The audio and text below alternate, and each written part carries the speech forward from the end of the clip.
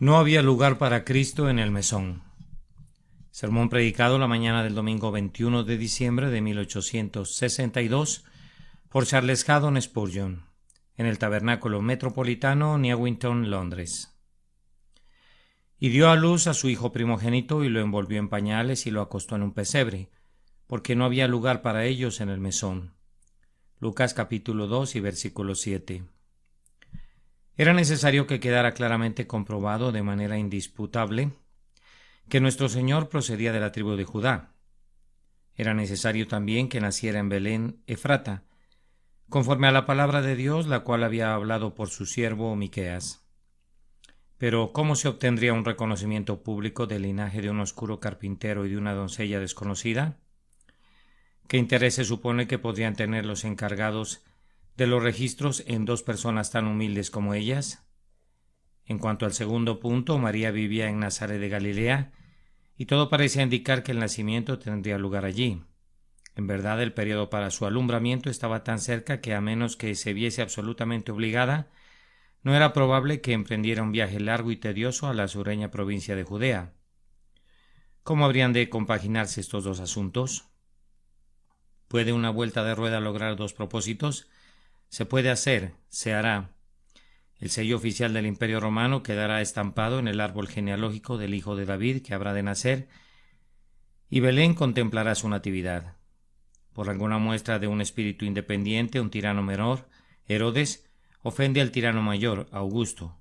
Augusto le informa que no lo tratará más como un amigo, sino como un vasallo, y aunque Herodes se somete a la más abyecta sumisión, y aunque sus amigos en la corte de Roma interceden por él, Augusto, para mostrar su disgusto, ordena que se haga un censo de todo el pueblo judío, en preparación para un proyectado régimen tributario, el cual, sin embargo, no fue llevado a cabo sino hasta unos 10 años después. Ni siquiera los vientos y las olas son más inconstantes que la voluntad de un tirano, pero el gobernante de las tempestades sabe cómo gobernar a los perversos espíritus de los príncipes. El Señor nuestro Dios tiene un freno para el caballo de guerra más salvaje y un anzuelo para el más terrible leviatán. Los césares autocráticos no son sino títeres movidos con hilos invisibles, meros lacayos al servicio del Rey de Reyes. Augusto debe ser conducido a sentirse ofendido con Herodes, es obligado a grabar con impuestos a la gente, es imperativo que se lleve a cabo un censo. Es más, se hace necesario que se publiquen regulaciones inconvenientes, duras y tiránicas, y que cada persona deba acudir a la aldea a la cual se había o se sabía que pertenecía. Entonces María se traslada a Belén.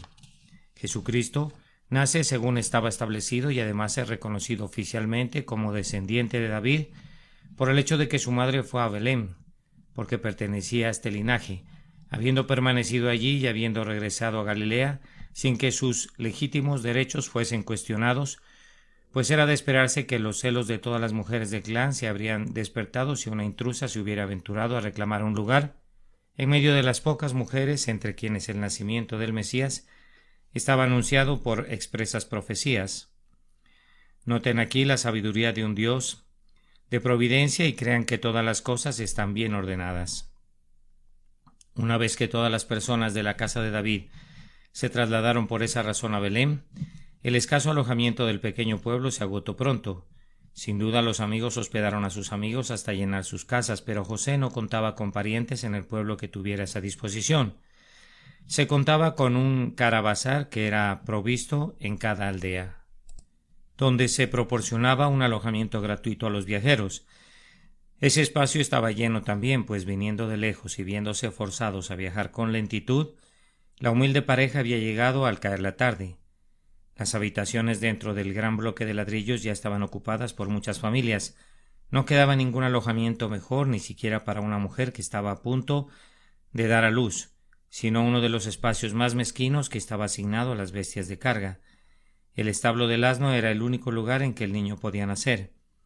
Colgando una cortina al frente y tal vez inmovilizando al animal en el costado externo con el objeto de bloquear la pasada, podía obtenerse la privacidad necesaria, y allí en el establo nació el Rey de Gloria y fue colocado en el pesebre. Mi tarea esta mañana consiste en dirigir sus meditaciones al establo de Belén, para que puedan contemplar este grandioso espectáculo, el Salvador en el pesebre y considerar la razón para ese humilde lecho, porque no había lugar para ellos en el mesón. Para comenzar, quisiera contar que hubo otras razones por las que Cristo debía ser colocado en el pesebre. Yo pienso que se tenía el propósito de mostrar su humillación conforme a la profecía. Él vino para ser despreciado y desechado entre los hombres, varón de dolores, experimentado en quebrantos. No hay parecer en él ni hermosura. Como raíz de tierra seca, habría sido apropiado que el hombre que debía morir desnudo en la cruz estuviera cubierto de púrpura en su nacimiento. ¿No hubiera sido inapropiado que el Redentor, que habría de ser sepultado en un sepulcro prestado, naciera en otro lugar que no fuera el cobertizo más humilde, y que fuera albergado en otro lugar que no fuera el sitio más innoble? El pesebre y la cruz, ubicados en los dos extremos de la vida terrenal del Salvador, parecen muy apropiados y congruentes entre sí. Él ha de usar a lo largo de su vida la túnica de un campesino, ha de asociarse con pescadores, los de humilde condición han de ser sus discípulos, los fríos montes han de ser a menudo su único lecho, habrá de decir, las zorras tienen guaridas y las aves de los cielos nidos, mas el Hijo del Hombre no tiene dónde recostar la cabeza. Nada, por tanto, podría ser más apropiado que en su etapa de humillación, cuando hizo a un lado toda su gloria y tomó la forma de siervo y se rebajó al estado más humilde, fuera recostado en un pesebre. Por el hecho de estar en un pesebre se declaraba que era rey de los pobres. Con base en la posición en la que se encontraba, los pobres sin duda fueron capaces de reconocer de inmediato la relación que tenía con ellos. Que el ángel les dijera: esto os servirá de señal, hallaréis al niño envuelto en pañales, acostado en un pesebre. Creo que provocó sentimientos de la mayor cordialidad fraternal en las mentes de los pastores. A los ojos de los pobres los trajes imperiales no provocan ningún afecto, pero un hombre que lleva su mismo atuendo atrae su confianza. Con que pertenecía los obreros se adhieren a un líder de su propia categoría y cree en él porque conoce sus fatigas. Se identifica con sus aflicciones y siente un interés por todas sus inquietudes. Los grandes comandantes se han ganado rápidamente los corazones de sus propias tropas, compartiendo sus dificultades y adversidades como si fuesen soldados rasos. El rey de los hombres que nació en Belén no estuvo exento en su infancia de las comunes calamidades de los pobres, más aún, su porción fue incluso peor que la de ellos. Me parece que oigo a los pastores que comentan junto al pesebre de la Natividad. Ah, le dice uno a su compañero, entonces él no será como Herodes, el tirano, recordará el pesebre y se compadecerá de los pobres. Pobre infante indefenso, ya siento amor por él. Qué miserable alojamiento le brinda este indiferente mundo a su Salvador. Quien ha nacido hoy no es uno de los Césares. Él nunca hollará nuestros campos con sus ejércitos, ni sacrificará nuestros rebaños para sus cortesanos. Él será el amigo del hombre pobre, el monarca del pueblo, de acuerdo a las palabras de nuestro rey pastor. Él juzgará a los afligidos del pueblo y salvará a los hijos del menesteroso. Seguramente los pastores y gente de su clase, los pobres de la tierra, percibieron de inmediato que allí estaba el rey de los plebeyos. Era de noble ascendencia, pero aún así era tal como el Señor lo había llamado, un escogido de mi pueblo. Grandioso príncipe de paz, el pesebre fue tu regia cuna. Allí fuiste presentado ante todas las naciones como príncipe de nuestra raza, ante cuya presencia no hay bárbaro ni escita, siervo ni libre, sino que tú eres Señor de todo. Reyes, ustedes habrían prodigado su oro y su plata en él si hubieran conocido al Señor de gloria, pero en tanto que no lo conocieron, él fue declarado con grandes demostraciones que había sido dado por jefe y testigo a las naciones. Él hará que lo que no es deshaga lo que es, y lo menos preciado que Dios ha escogido bajo su liderazgo quebrantará el poder, la soberbia y la majestad de la grandeza humana. Adicionalmente, al ser puesto en un pesebre, por decirlo así, extendía una invitación a los más humildes para que vinieran a él. Nosotros podríamos temblar si nos aproximamos a un trono, pero no temeríamos si nos acercamos a un pesebre. Si hubiéramos visto de entrada al Maestro cabalgando a lo largo de las calles de Jerusalén con gran pompa, sobre mantos tendidos en el camino y ramas de palmeras esparcidas y a la gente clamando Hosana, podríamos haber pensado que era inaccesible, aunque ese simple pensamiento habría sido errado. Aún allí, cabalgando sobre un pollino sobre hijo de asna, él era tan manso y humilde que los niños se agrupaban en torno suyo con sus infantiles gritos de Hosana. No podría haber nunca un ser más asequible que Cristo. No había rudos guardias que se alejaran con aspereza a los peticionarios, ninguna formación de solícitos amigos que tenía permiso de mantener alejada a la viuda importuna o al hombre que vociferaba para que su hijo fuera sanado. El borde de su manto iba siempre rezagado para que los pobres pudieran tocarlo. Y él mismo tenía siempre lista una mano para tocar a los enfermos, un oído para captar los más lánguidos acentos de la miseria, un alma que se proyectaba por todas partes en rayos de misericordia, tal como la luz del sol se proyecta por todos lados más allá del orbe mismo. Acostado en un pesebre, demostraba que era un sacerdote tomado de entre los hombres, uno que sufriría como sus hermanos y por tanto alguien capaz de conmoverse con nuestras debilidades. De él se dijo: Él come y bebe con los publicanos y pecadores. Este a los pecadores recibe y con ellos come. Aun siendo un bebé, por estar acostado en un pesebre, fue presentado como el amigo de los pecadores. Vengan a él. Ustedes que están trabajados y cargados, vengan a él. Ustedes que tienen el espíritu quebrantado, ustedes que están abatidos en el alma, vengan a él, ustedes que se desprecian a ustedes mismos y que son despreciados por los demás. Vengan a él, publicanos y rameras. Vengan a él, ladrones y borrachos. Yace allí en el pesebre y es asequible el contacto con ustedes y es visible a su mirada. Doblen su rodilla y besen al Hijo de Dios. Acéptenlo como su Salvador, pues se coloca en ese pesebre para que ustedes se aproximen a él. El trono de Salomón podría atemorizarlos, pero el pesebre del Hijo de David tiene que invitarlos. Me parece que todavía había otro misterio.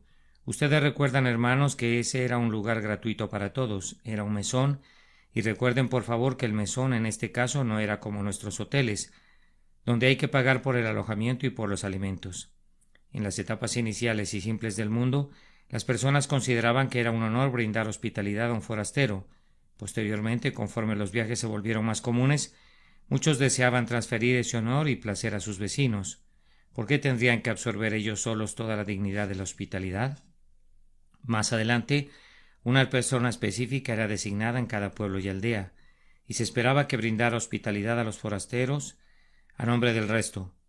Pero conforme las épocas dejaron de ser simples y el prístino ardor del amor fraternal se enfriaba, la única provisión que se hacía era la edificación de un gigantesco edificio cuadrado, con habitaciones disponibles para los viajeros y con niveles inferiores para las bestias, y allí, con una cierta provisión de agua y en algunos casos de paja picada para el ganado, el viajero tenía que acomodarse como pudiera. No tenía que comprar un boleto de admisión en el caravasar, pues era un gratuito para todos, y en especial lo era el establo. Ahora, amados, nuestro Señor Jesucristo nació en el establo del mesón para mostrar cuán gratuito era para todos los que se acercasen a él. El Evangelio es predicado a toda criatura y no excluye a nadie. Acerca de las invitaciones de la Santa Escritura podemos decir: nadie está excluido de ellas, salvo quienes se excluyen a sí mismos. Son bienvenidos el docto y el refinado, el ignorante y el rudo. Aunque la gracia de Jesús salva al príncipe, el pobre también puede tomar su parte. Ningún mortal tiene una justa pretensión de perecer en la desesperación. Las exclusiones de clase son desconocidas aquí y las prerrogativas de casta no son reconocidas. No se requiere ninguna forma de etiqueta al entrar al establo. No puede ser una ofensa entrar al establo de un caravasar público. Entonces, si tú deseas venir a Cristo, puedes venir a Él tal como eres. Puedes venir ahora. Cualquiera de ustedes que tenga el deseo en su corazón de confiar en Cristo es libre de hacerlo. Jesús es gratuito para ti. Él te recibirá. Él te dará la bienvenida con alegría y yo creo que para demostrar esto, el bebé fue acunado en un pesebre. Nosotros sabemos que los pecadores imaginan a menudo que están excluidos. Con mucha frecuencia la conciencia convicta escribe cosas amargas contra sí misma y niega su parte y suerte en las provisiones de la misericordia. Hermano, si Dios no te ha excluido, no te excluyes tú mismo. Mientras no encuentres que está escrito en el libro que tú no puedes confiar en Cristo, en tanto que no puedas citar un pasaje incontestable en el que esté escrito que Él no es capaz de salvarte, yo te suplico que aceptes esa otra palabra en la que está escrito: puede también salvar perpetuamente a los que por Él se acercan a Dios. Confía en esa promesa, ven a Cristo en la fuerza y en la fe de ella, y descubrirás que es gratuito para todos los que vienen. No hemos agotado todavía todas las razones por las que el Hijo del Hombre fue colocado en un pesebre. En el pesebre las bestias eran alimentadas, y está acostado el Salvador donde las bestias cansadas reciben su forraje, ¿y no habrá un misterio aquí? Hay algunos hombres que se han vuelto tan brutales debido al pecado, tan completamente depravados por sus lascivias, que para sus propias conciencias todo lo que semeje ser humano ha desaparecido. Pero incluso para ellos funcionarán los remedios de Jesús, el grandioso médico. Leemos constantemente en nuestros periódicos acerca de hombres que son llamados incorregibles, y está de moda precisamente ahora exigir agresivamente que estos hombres sean tratados con auténtica severidad. Hace unos cuantos años todo el mundo se volvía loco con una humanidad espuria, clamando que la gentileza reformaría al brutal ladrón, a quien los severos castigos endurecerían irremediablemente. Ahora la corriente ha cambiado y todo el mundo está exigiendo el abandono del presente sistema. Yo no abogo porque se trate a los criminales delicadamente. Su pecado les debe proporcionar su justa reacción de remordimiento. Pero si pudieran ser reformados por cualquier medio, por favor, que se intente ese medio. El día vendrá cuando el paroxismo de esta fiebre de garrotear se acabe y nos sonrojaremos al pensar que al ser atemorizados por unos insensatos temores caímos en una religiosa interferencia con una obra grande y buena que hasta ahora ha sido realizada exitosamente. Es un hecho que bajo el presente sistema, que es admirable, reduciendo algunas fallas que sería bueno subsanar, el crimen se está volviendo menos frecuente y la clase de ofensores descarados ha sido reducida notablemente, mientras que en el año de 1844 18.000 convictos fueron transportados, en 1860 el número correspondiente fue de 11.000, y eso a pesar del incremento en la población. El sistema de libertad condicional, cuando el público empleaba a los convictos y así les daba una oportunidad de ganar un nuevo carácter, funcionó tan bien que poco más de 1% en un año fueron convictos de nuevo, e incluso ahora se tiene que solo un 5% por año regresan al crimen y a prisión. Bien, ahora si el 5% no recibe ningún bien o incluso empeora, ¿no deberíamos considerar al otro 95% y hacer una pausa por un momento antes de desatar nuestra venganza y sustituir un sistema cristiano de misericordia esperanzada por la vieja regla bárbara de una severidad irreducible? Tengan cuidado, conciudadanos, tengan cuidado de no restaurar la vieja idea de que los hombres pueden pecar más allá de la esperanza de reforma, o generarán criminales peores que aquellos que ahora nos turban. Las leyes de Dracón deberán constituirse siempre en fracasos, pero no duden del triunfo definitivo de los planes que el espíritu cristiano ha sugerido. Me he desviado del tema, pues pensé que podría salvar a algunos del delito de oponerse a la verdadera filantropía por causa de un pánico repentino, pero voy a regresar de inmediato al pesebre y al bebé. Yo creo que nuestro Señor fue colocado en el pesebre donde se alimentaban las bestias, para mostrar que incluso hombres que semejan a las bestias pueden venir a Él y vivir. Ninguna criatura puede ser tan degradada que Cristo no pueda levantarla. Podría caer y podría parecer que caerá invariablemente en el infierno, pero el brazo largo y fuerte de Cristo puede alcanzarla aun en su más desesperada degradación y puede levantarla de una aparente ruina irremediable. Si hubiere alguien que haya entrado aquí esta mañana, a quien la sociedad aborrece, y que se aborreciera a sí mismo, mi Señor acostado en el establo con las bestias se presenta con la capacidad de salvar al más vil de los viles, y de aceptar al peor de los peores. Aún ahora cree en Él y Él te hará una nueva criatura. Pero si bien Cristo fue puesto donde se alimentaban las bestias, por favor recuerden que después que se fue, las bestias se alimentaban allí otra vez. Era sólo su presencia la que podía glorificar el pesebre, y aquí aprendemos que Cristo, si fuera retirado, el mundo regresaría a su anterior oscuridad pagana.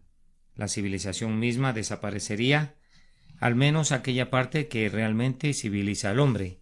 Si la religión de Jesús pudiera ser extinguida, si Cristo fuera suprimido del corazón humano, los más santos se envilecerían otra vez, y aquellos que reclaman parentesco con los ángeles pronto demostrarían que están relacionados con los demonios. El pesebre, digo, sería todavía un pesebre para bestias, si el Señor de gloria fuera retirado y nosotros regresaríamos a nuestros pecados y a nuestras lascivias. Si Cristo retirara una vez su gracia y nos abandonara a nosotros mismos, me parece que Cristo fue puesto en un pesebre por las razones mencionadas. Pero el texto dice, además, que fue puesto en un pesebre porque no había lugar para él en el mesón, y esto nos conduce al segundo comentario. que había otros lugares, además del mesón, que no tenían lugar para Cristo. ¿Acaso los palacios de los emperadores y los salones de los reyes no proveyeron ningún refugio al regio forastero? Ay, hermanos míos, raramente hay lugar para Cristo en los palacios. ¿Cómo podrían los reyes de la tierra recibir al Señor? Él es el príncipe de paz y ellos se deleitan en la guerra. Él quiebra sus arcos y corta en pedazos sus lanzas. Quema sus carros de guerra en el fuego. ¿Cómo podrían aceptar los reyes al humilde Salvador? Ellos aman la grandeza y la pompa, y todo él es simplicidad y mansedumbre. Él es hijo de un carpintero y el compañero del pescador. ¿Cómo pueden los príncipes encontrar lugar para el monarca recién nacido?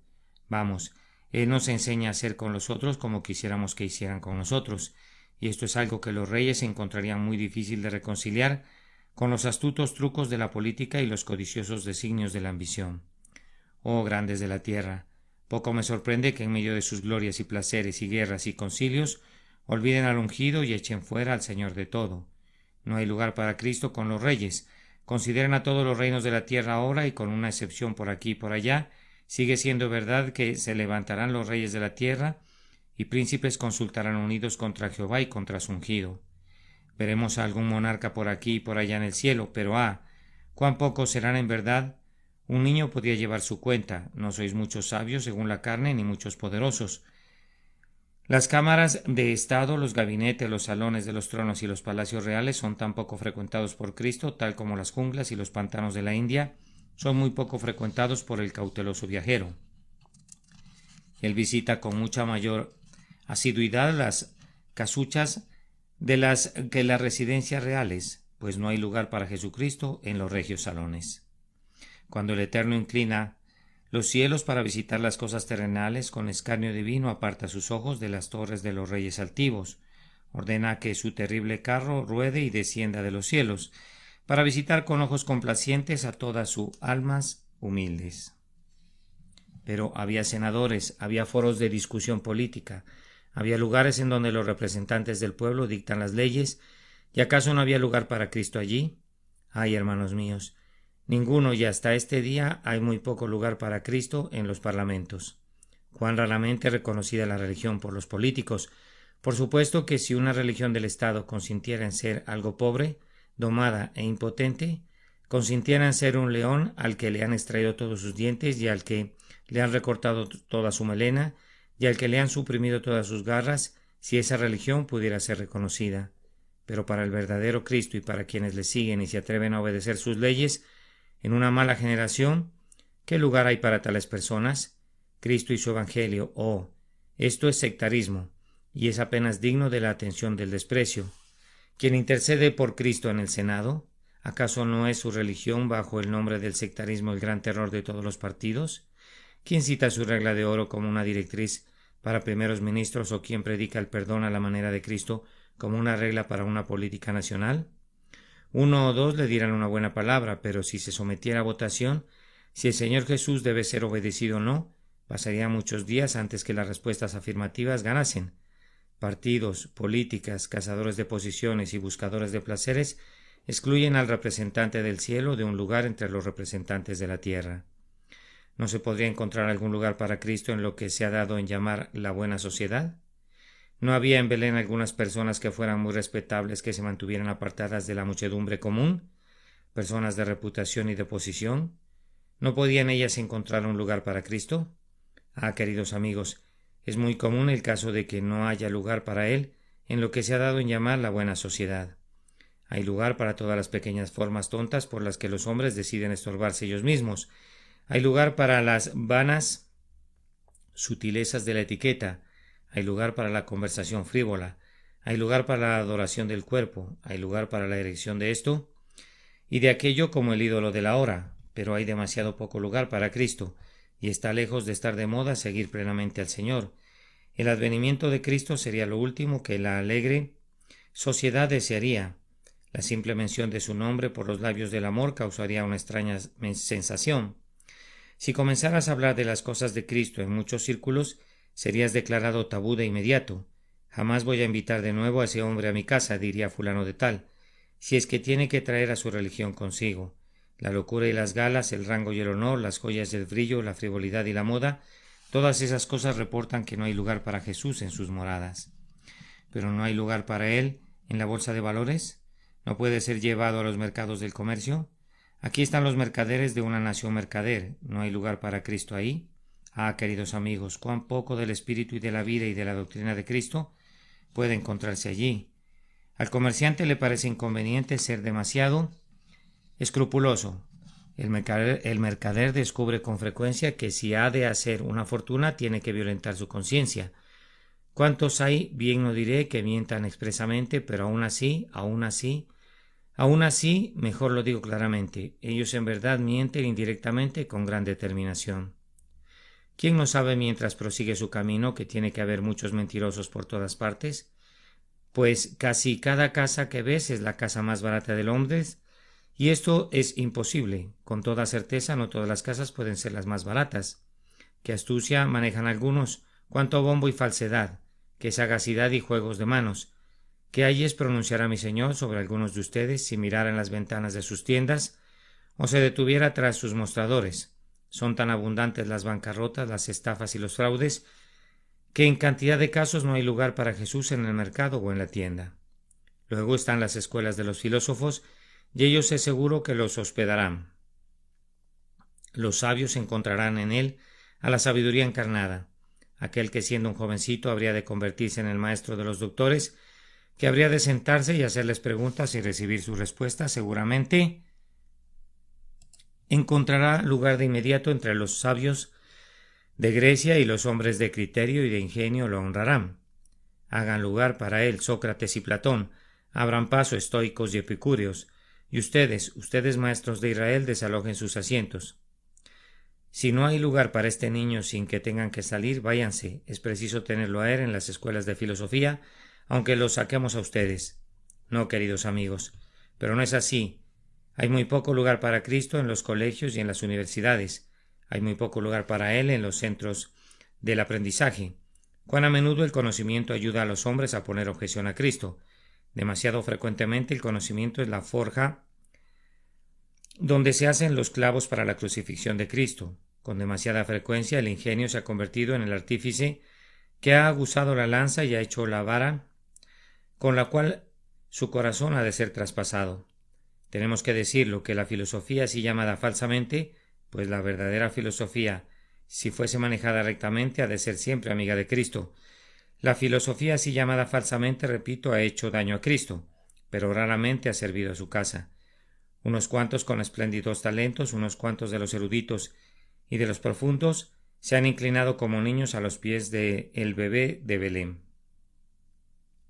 y han sido honrados a inclinarse allí, pero demasiados conscientes de su conocimiento, duros y severos en su altivez por su sabiduría, han dicho: ¿quién es Cristo para que yo lo reconozca? No se encontró ningún lugar en las escuelas, pero seguramente habría un lugar donde él pudiera ir. Era el Sanedrín, donde se sentaban los ancianos. ¿O no podría alojarse en la cámara sacerdotal donde se reúnen los sacerdotes con los levitas? ¿No habría lugar para él en el templo o en la sinagoga? No, él no encontró refugio allí. Más bien fue allí donde encontró a sus más feroces enemigos a lo largo de toda su vida. No fue la multitud común, sino que fueron los sacerdotes los instigadores de su muerte. Los sacerdotes asusaron al pueblo para que dijera no a éste sino a Barrabás. Los sacerdotes pagaron sus siclos para sobornar a la voz popular, y entonces Cristo fue perseguido hasta su muerte. Seguramente debió de haber habido un lugar para él en la iglesia de su propio pueblo, pero no lo hubo. Sucede con demasiada frecuencia en la iglesia sacerdotal que una vez que se vuelve reconocida y se remonta en dignidad, no hay lugar para Cristo allí. No aludo ahora a una denominación específica, sino que tomo todo el rango del cristianismo. Y es extraño que cuando el Señor viene a los suyos no le reciben. Los enemigos más malditos de la verdadera religión han sido los hombres que pretendían ser sus abogados. ¿No hemos de maravillarnos cuando los obispos socavan la fe popular en la revelación? Esa no es ni su primera ni su última ofensa. ¿Quién quemó a los mártires y convirtió a Smithfield en un campo de sangre, en un horno de fuego ardiente, en un gran altar para el Dios Altísimo? Pues bien, aquellos que profesaban ser ungidos del Señor, cuyas tonsuras habían recibido la bendición episcopal, ¿Quién metió a John Bunyan en prisión? ¿Quién corrió de sus púlpitos a hombres tales como Owen y a los puritanos? ¿Quién acosó hasta los montes a los Covenanters firmantes del pacto escocés de la reforma religiosa? ¿Quién, amigos, sino los que profesan ser los mensajeros del cielo y los sacerdotes de Dios? ¿Quién ha dado casa a los santos bautizados en cada tierra y los ha perseguido en muchos estados continentales? Siempre los sacerdotes. No hay lugar para Cristo con los profetas de Baal, con los siervos de Babilonia, los falsos mercenarios que no son pastores de Cristo y que no aman a sus ovejas han sido siempre los más feroces enemigos de nuestro Dios y de su Cristo. No hay lugar para Él, donde con solemnes himnos cantan a su nombre y donde alzan su imagen en medio del humo del incienso. Doquiera que vayan, no hay lugar para el príncipe de paz, excepto con los espíritus humildes y contritos que Él prepara por gracia para que le brinden abrigo. Pero ahora, como tercer comentario, tenemos que el propio mesón no tenía un lugar para él, y esta fue la principal razón por la que tuvo que ser colocado en un pesebre. ¿Qué podemos encontrar en tiempos modernos que ocupe el lugar del mesón? Bien, hay un sentimiento público que es libre para todos. En esta tierra libre los hombres dicen lo que quieran, y hay una opinión pública sobre cualquier tema, y ustedes saben que hay una libre tolerancia en este país para todo. Permítanme decirlo, tolerancia para todo menos para Cristo. Ustedes descubrirán que el espíritu de persecución es ahora mucho más abundante que nunca. Hay todavía hombres de quienes está muy en boga burlarse. Nosotros nunca nos burlamos de los cristianos hoy en día. No nos reímos de ese título respetable. No vaya a ser que perdamos nuestro propio honor. Nosotros no hablamos hoy en día en contra de los seguidores de Jesús, bajo ese nombre, no, pero hemos descubierto una manera de hacerlo con mayor seguridad. Hay una bonita palabra que es de moderna invención, una palabra muy bonita, la palabra sectario. ¿Sabes lo que significa? Un sectario quiere decir un verdadero cristiano, un hombre que se puede dar el lujo de mantener una conciencia y al que no le importa sufrir por ello, un hombre que sea lo que sea que encuentre en ese viejo libro lo cree y actúa con base en ello y es celoso de hacerlo. Yo creo que los hombres a quienes se intenta describir con el término de sectarios son los verdaderos seguidores de Cristo y que los escarnios y las burlas y todas las tonterías que ustedes están leyendo y oyendo siempre están dirigidas realmente al cristiano, al verdadero cristiano, solo que está disfrazado y etiquetado con la palabra sectario. Yo no daría un centavo por su religión, es más, no daría ni siquiera un comino a menos que ganen ese título algunas veces.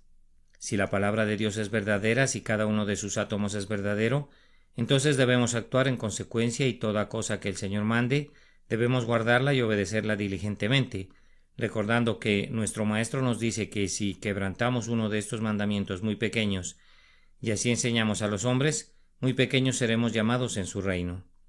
Tenemos que ser muy celosos, muy precisos, muy ansiosos, para que incluso en las minucias de las leyes de nuestro Salvador le obedezcamos, teniendo alzada nuestra mirada a Él, así como los ojos de las siervas están puestos en sus amas. Pero si hicieran esto, descubrirían que no son tolerados y serían ignorados en la sociedad. Un cristiano celoso encontrará tan ciertamente una cruz que cargar en su día como en los días de Simón Cireneo. Si te quedaras callado, si dejaras que los pecadores perezcan, si no te esforzaras nunca por propagar tu fe, si callaras todo testimonio por la verdad, si de hecho renunciaras a todos los atributos de un cristiano, si dejaras de ser lo que un cristiano debe ser, entonces el mundo diría: ah, eso está bien, esa es la religión que nos gusta. Pero si crees firmemente y si dejas que tu creencia actúe sobre tu vida, y si tu creencia es tan preciosa que te sientes compelido a difundirla, entonces descubrirás de inmediato que no hay lugar para Cristo ni siquiera en el mesón del sentimiento público, donde todo lo demás es bien recibido. Si eres un infiel, nadie va a tratarte despreciativamente por eso, pero si eres un cristiano, muchos te despreciarán. No había lugar para él en el mesón. Cuán poco lugar hay para Cristo también en la conversación general, que es también como un mesón. Nosotros hablamos sobre muchas cosas. Un hombre puede hablar en nuestros días sobre cualquier tema que le agrade. Nadie puede detenerlo y decirle: hay un espía captando tus palabras. Él te reportará a alguna autoridad central. Hablar Goza de entera libertad en esta tierra, pero cuán poco lugar hay para Cristo en la conversación general, incluso la tarde del domingo, cuán poco lugar hay para Cristo en algunos hogares de cristianos profesantes. Se habla de los ministros, se cuentan extrañas anécdotas acerca de ellos, tal vez se inventen unas cuantas, o al menos se adornen las antiguas, y se les añada algo, y se hagan un poco más brillantes. Se hablará acerca de la escuela dominical, o de las diversas agencias conectadas con la Iglesia, pero cuán poco se dice acerca de Cristo.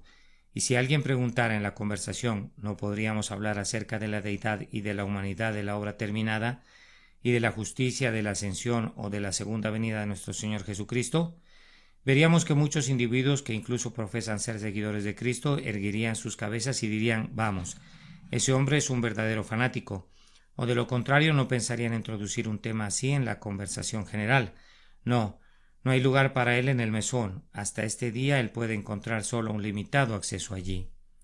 Me dirijo a muchos que son obreros. Ustedes trabajan entre muchísimos artesanos día tras día. ¿No encuentran, hermanos? Yo sé que sí, que hay muy poco lugar para Cristo en el taller. Hay lugar allí para cualquier otra cosa. Hay lugar para decir malas palabras, hay lugar para la borrachera, hay lugar para una conversación lasciva, hay lugar para la política, para las calumnias o las infidelidades, pero no hay lugar para Cristo. Muchos de nuestros trabajadores piensan que la religión sería un estorbo, una cadena, una miserable prisión para ellos. Pueden frecuentar el teatro o asistir a una conferencia, pero la casa de Dios es demasiado deprimente para ellos. Desearía no verme forzado a decirlo, pero en verdad no hay lugar para Cristo en nuestras fábricas, en nuestros talleres y en nuestras fundiciones. El mundo está dando codazos y empujando en busca de más lugar, de manera que escasamente queda un rincón donde puede ser colocado el bebé de Belén. En cuanto a los masones de los tiempos modernos, ¿quién pensaría en encontrar a Cristo allí? Excluyendo de nuestros catálogos esos hoteles y casas a la vera del camino que son necesarios para el alojamiento de los viajeros, ¿qué mayor maldición tenemos que nuestras tabernas y cantinas? ¿Qué puertas más anchas hay para el infierno? ¿Quién acudiría a esos lugares como lo hemos hecho nosotros, alumbrándonos con lámparas de gas en las esquinas de todas nuestras calles para encontrar a Cristo allí? Es casi como esperar encontrarle en el pozo del abismo. Es tan improbable que busquemos ángeles en el infierno como buscar a Cristo en el palacio de la Ginebra. Aquel que es apartado de los pecadores no encuentra una sociedad apropiada en el templo maloliente de Baco. No hay lugar para Jesús en el mesón. Yo pienso que preferiría pudrirme o alimentar a los cuervos que ganar mi pan diario gracias al centavo de los necios, robados a sus harapientos hijos, y a su enflaquecida esposa. Muchos publicanos se engordan comiendo la carne y los huesos y la sangre y las almas de los hombres.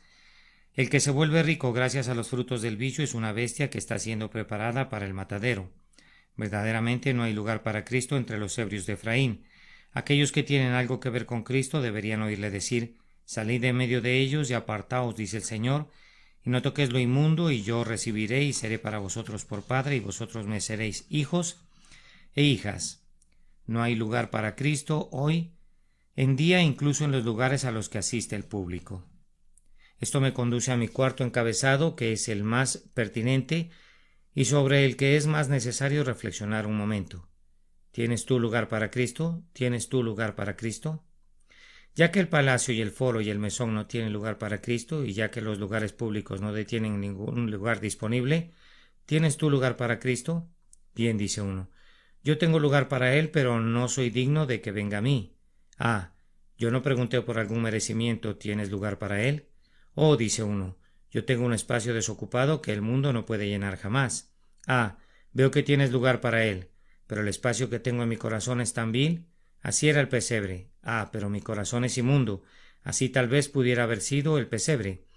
Pero yo siento que es un lugar que no es del todo apropiado para Cristo. Tampoco el pesebre era un lugar apropiado para Él, y sin embargo fue colocado allí. Pero yo he sido un gran pecador. Siento como si mi corazón fuera una guarida de bestias y demonios. Bien, el pesebre habrá sido un lugar donde las bestias se habían alimentado. ¿Tienes lugar para Él? Que no te importe lo que haya sido el pasado. Él puede olvidar y perdonar.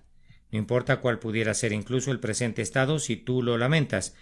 Si tú tienes lugar para Cristo, Él vendrá y será tu huésped. Te ruego que no digas: espero que tendré lugar para Él. El tiempo ha llegado en que nacerá. María no puede esperar meses ni años. Oh pecador, si tú tienes lugar para Él, deja que nazca hoy en tu alma. Si oyereis hoy su voz, no endurezcáis vuestros corazones, como en la provocación. He aquí ahora el tiempo aceptable, he aquí ahora el día de salvación. Lugar para Jesús ahora. Oh, dice uno, yo tengo lugar para él, pero ¿querrá venir? Él en verdad vendrá. Solo deja abierta la puerta de tu corazón. Solo di: Jesús, Señor, todo indigno e inmundo miro a ti. Ven, alójate dentro de mi corazón. Y él vendrá a ti y limpiará el pesebre de tu corazón. Es más, lo transformará en un trono de oro, y allí se sentará y reinará por los siglos de los siglos. Oh, tengo que predicar esta mañana sobre un Cristo tan gratuito. Quisiera poder predicarlo mejor. Tengo que predicar sobre un Jesús amoroso y precioso, ya que Él está dispuesto a encontrar un hogar en corazones humildes. ¿Qué? ¿No hay ningún corazón aquí esta mañana que esté dispuesto a recibirlo? ¿Ha de correr mi vista a estas galerías a mi alrededor y mirar a muchos de ustedes que están todavía sin Él? Y no hay nadie que diga: entra, entra. Oh, será un día feliz para ustedes si son capacitados para tomarlo en sus brazos y recibirlo como la consolación de Israel. Entonces pueden esperar con gozo aún la muerte y decir con Simeón: ahora, Señor, despides a tu siervo en paz conforme a tu palabra, porque han visto mis ojos tu salvación. Mi Señor necesita lugar, lugar para él, lugar para él. Yo, su heraldo, exclamo a gran voz: lugar para el Salvador, lugar. Aquí está mi regio Señor. ¿Tienen lugar para él? Aquí está el Hijo de Dios encarnado. ¿Tienen lugar para él? Aquí está aquel que puede perdonar todo pecado. ¿Tienen lugar para él? Aquí está aquel que te hace sacar del pozo de la desesperación, del lodo cenagoso. ¿Tienen lugar para él? Aquí está aquel que cuando entra no saldrá nunca más, sino que morará con ustedes para siempre, para convertir a su corazón en un cielo de gozo y de bienaventuranza para ustedes. ¿Tienen lugar para él? Es todo lo que pido. Su vacío, su nada, su carencia de sentimiento, su falta de bondad, su vacío de gracia, todo esto no será sino lugar para él. ¿Tienen lugar para él? Oh Espíritu de Dios, conduce a muchos a decir: sí, mi corazón está listo. Entonces él vendrá y morará con ustedes. Gozo para el mundo, el Salvador viene. El Salvador prometido hace mucho tiempo. Que cada corazón prepare un trono y cada voz un cántico. Concluyo con el comentario de que si tiene lugar para Cristo, entonces a partir de este día recuerden que el mundo no tiene lugar para ustedes. Pues el texto no solo dice que no había lugar para él, sino que miren, dice, no había lugar para ellos. No había lugar para José ni para María, como tampoco lo había para el bebé. ¿Quiénes son su padre y madre y hermano y hermana sino aquellos que reciben su palabra y la guardan? Entonces, así como no hubo lugar para la Virgen bendita ni para su honorable Padre, recuerden que a partir de ahora no hay lugar en este mundo para ningún verdadero seguidor de Cristo. No hay lugar para que descanses, no. Has de ser un soldado de la cruz y no encontrarás descanso en la guerra de toda tu vida. No hay lugar para que te sientes y estés contento con tus propios logros, pues eres un viajero y olvidando lo que queda atrás, has de extenderte a lo que está delante. No hay lugar para ti donde ocultes tu tesoro, pues allí en verdad el orín y la polilla corrompen. No hay lugar para ti donde pongas tus confianzas, pues maldito el varón que confía en el hombre y pone carne sobre su brazo. A partir de este día no habrá lugar para ti en la buena opinión del mundo, pues van a considerar que eres una escoria. No hay lugar para ti en la sociedad distinguida del mundo. Debes salir fuera del campamento llevando su reproche. A partir de este momento, digo, si tienes lugar para Cristo, el mundo difícilmente encontrará un lugar de tolerancia para ti. Tienes que esperar ahora que se rían de ti. Ahora debes llevar la gorra de bufón en la estimación de los hombres, y tu canción tiene que estar en la línea de inicio de tu peregrinación. Jesús, yo he tomado tu cruz y lo he dejado todo para seguirte, desnudo, pobre, despreciado, abandonado. A partir de ahora tú serás mi todo. No hay lugar para ti en el amor del mundano. Si esperas que todo el mundo te alabe y que tus buenas acciones sean aplaudidas, estás muy equivocado. El mundo, les digo, no tiene lugar para el hombre que tiene lugar para Cristo. Si alguno ama al mundo, el amor del Padre no está en él. Ay de vosotros cuando todos los hombres hablen bien de vosotros. Ustedes no son del mundo, como tampoco Cristo es del mundo. Gracias a Dios, ustedes no tienen que pedirle hospitalidad al mundo. Con solo que les dé un estrado para la acción y les preste durante 1 hora una tumba para dormir, eso les basta. No requerirán ninguna habitación permanente aquí, puesto que buscan la ciudad venidera que tiene fundamentos, cuyo arquitecto y constructor es Dios. Ustedes caminan a prisa a lo largo de este mundo, tal como un forastero camina a través de una tierra extraña, y se regocijan sabiendo que aunque sean forasteros y extranjeros aquí, son conciudadanos con los santos y son de la casa de Dios. ¿Qué dicen ustedes, jóvenes soldados? ¿Se alistarán según unos términos como estos? ¿Harán lugar para Cristo sabiendo que no habrá lugar para ustedes a partir de ahora? ¿Sabiendo que han de ser separados para siempre, aislados, tal vez de los deudos y amigos del mundo, despojados de la confianza carnal para siempre? ¿Están dispuestos a pesar de todo esto a alojar al viajero? Que el Señor les ayude a hacerlo, y a Él sea la gloria por los siglos de los siglos. Amén.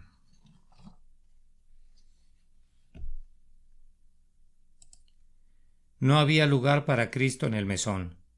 Sermón predicado la mañana del domingo 21 de diciembre de 1862 por Charles Haddon Spurgeon, en el Tabernáculo Metropolitano, Newington, Londres.